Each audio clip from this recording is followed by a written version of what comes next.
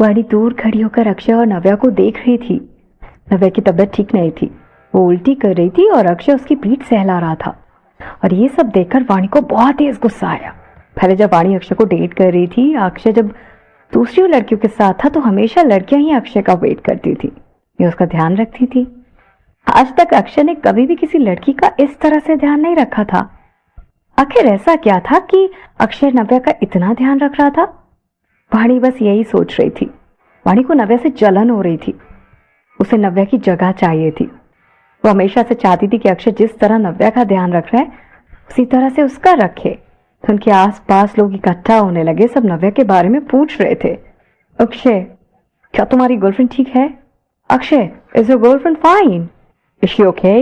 इतनी भीड़ को देखकर अक्षय को गुस्सा आ गया। वो जोर से चिल्लाया, पीछे हटो सब लोग, यहां भीड़ मत लगाओ, पीछे हट जाओ। इतनी भीड़ होने की वजह से नव्या ठीक से सांस नहीं ले पा रही थी। तुम जाकर जल्दी से पानी की बोतल लेकर आओ, अक्षय ने वहीं खड़े एक आदमी की तरफ इशारा करते हुए कहा। वो आदमी जल्दी से गया और पानी की बोतल लाकर अक्षय को दे दी। अक्षय को और गुस्सा ना आए इसलिए सब लोग पीछे हट गए थे और वहीं दूर खड़े होकर सब कुछ देख रहे थे। सभी लोग बहुत हैरान थे। किसी ने भी आज तक अक्षय को किसी लड़की का इतना ध्यान रखते नहीं देखा था। नव्या उल्टी करती जा रही थी। नव्या, पानी। अक्षय को नव्या की अब चिंता हो रही थी। वो धीरे धीरे नव्या की पीठ सहला रहा था। अक्षय ने नव्या को पानी की बोतल पकड़ाई। नव्या ने पानी गार्गल किया और मुंह साफ किया और फिर बचा हुआ पानी पीने लगी। अब नव्या को पहले से काफी बेटर फील हो रहा था। नव्या खड़ी होने की कोशिश करने लगी पर उसके पैर कांप रहे थे। उससे लगा जैसे वो गिर जाएगी। अक्षय ने जैसे ही देखा नव्या खड़ी नहीं हो पा रही, उसने उसे तुरंत पकड़ लिया और सहारा देते हुए संभालने लगा। इस वक्त नव्या बहुत कमजोर महसूस कर रही थी। नव्या के चेहरे पर दर्द दिखाई दे रहा था। उसने अक्षय की तरफ देखा और कहा कि सो अनकंफर्टेबल अक्षय। अक्षय को याद आया कि बचपन में जब भी नव्या बीमार होती थी तो उसकी हालत ऐसी हो जाती थी और चहकती हुई नव्या बिल्कुल मुरझाई हुई सी लगने लगती थी। नव्या की ऐसी हालत देखकर अक्षय बहुत दुखी हो गया और उसे लगने लगा कि सब कुछ उसकी वजह से हुआ। नव्या की हालत उसकी वजह से ऐसी हुई। अगर अक्षय नहीं होता तो नव्या कभी भी रेसिंग के लिए नहीं आती और ना ही कभी उसकी ऐसी हालत होती। नव्या के सामने आकर वो थोड़ा झुका और फिर नव्या से बोला कि कम ऑन आप। नव्या ये देखकर हंसने लगी, फिर झुककर अक्षय की पीठ पर चढ़ गई, अपना सिर अक्षय के सिर पर रख दिया। अक्षय ने उसे पूछा कि तुम्हें और पानी चाहिए या फिर कुछ खाना है तुम्हें? नव्या ने अपना सिर हिलाकर मना कर दिया।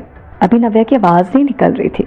उसने धीमी आवाज में कहा, मुझे कुछ नहीं खाना, मुझे कुछ भी नहीं चाहिए, प्लीज मुझे यहाँ से ले चलो, यहाँ बहुत सारे लोग हैं और यहाँ मुझे बिल्कुल अच्छा नहीं लग रहा है।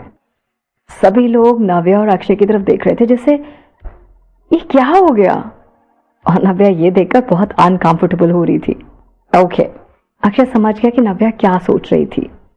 नव्या किसी शांत जगह पर जाकर आराम करना चाहती थी, इसलिए अक्षय ने नव्या को उठाया और लेकर चलने लगा।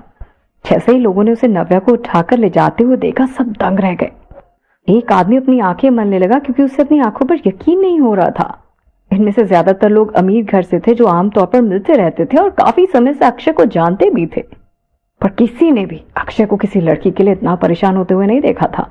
वाणी को भी समझ नहीं आ रहा था कि ये अक्षय है भी या फिर नहीं। खासकर अब उसने जब अक्षय की आंखों में नव्या के लिए चिंता और प्यार देखा, वो हैरान हो गई।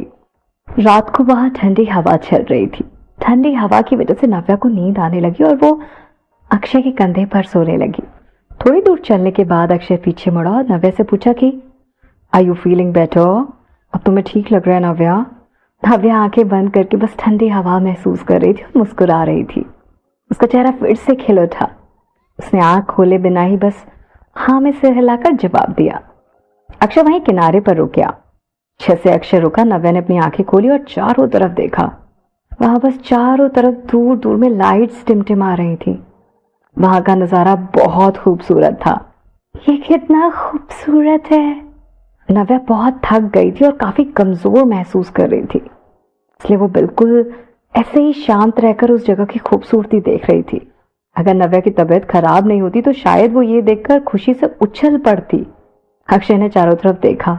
वहां अंधेरा था इसलिए समझ नहीं आ रहा था कि जाना कहाँ है। क्या हमें वापस चलना चाहिए? वैसे तुमने कुछ खाया नहीं है तो कुछ खाओगी क्या?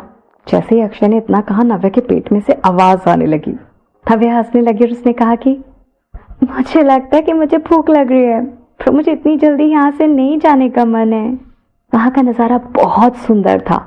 इतनी ठंडी हवा चल रही थी कि नव्या को वहां से जाने का मन ही नहीं हो रहा था, और ऊपर से अक्षय की पीठ उसे काफी आराम दे रही थी। नव्या वहां इसी तरह कुछ देर और रुकना चाहती थी। अक्षय नव्या की बात सुनकर हंसने लगा। उसे समझ नहीं आया कि नव्या एक छोटे से बच्चे की तरह जिद क्यों कर रही है। उसने कुछ देर सोचा फिर बोला कि हम एक काम कर सकते हैं, क्यों ना मैं किसी को बोलूं कि वो जाकर नीचे से हमारे लिए कुछ खाने के लिए ले आए, फिर हम यही बैठकर खा सकते हैं और कुछ देर बाद यहाँ से निकलेंगे। या I know, it's wonderful idea, it's seriously a wonderful idea. Navya ये सुनकर खुश हो गई। अक्षय पीछे मुड़ा और नव्या की तरफ देखते हुए बोला, क्योंकि अब तुम पहले से बेटर फील कर रही हो और तुम्हारी तबीयत भी ठीक है, क्या तुम नीचे उतरना चाहोगी? वो क्या है ना, तुम काफी भारी हो। नव्या ने अक्षय को मारते हुए कहा कि मैं भारी नहीं हूं, मैं बहुत हल्की हूं। ओके? नव्या की बात सुनकर अक्षय जोर जोर से हंसने लगा और बोला कि ओह, तो तुम खुद को हल्का समझती हो? हाँ,